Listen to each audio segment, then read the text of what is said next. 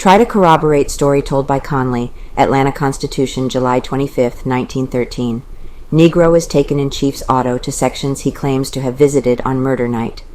Jim Conley, the Negro sweeper and most important figure in the Phagan case, was taken from police headquarters in the automobile of Chief Beavers yesterday afternoon and carried over the ground on which he accounts for his whereabouts during the afternoon of the murder.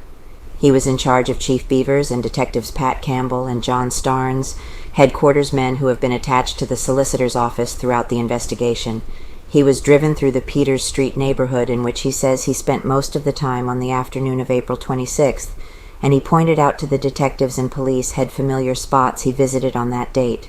An effort was also made to determine definitely whether or not W.H. Mincy, the insurance agent who says Conley admitted having killed a girl when they met at Carter and Electric Streets on the murder afternoon, could have seen the Negro at the designated spot.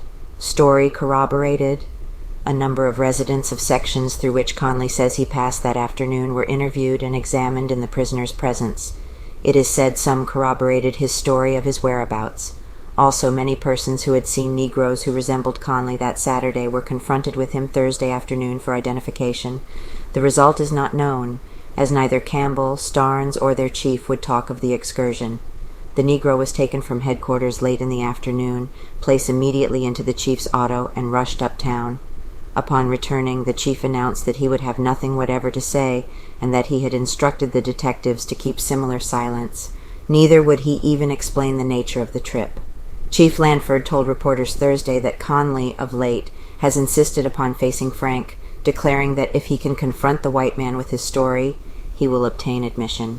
Regarding this attitude of the Negroes, the chief had to say, "We can't get to see Frank ourselves. None of our men can see him. It seems impossible to have Conley get to him.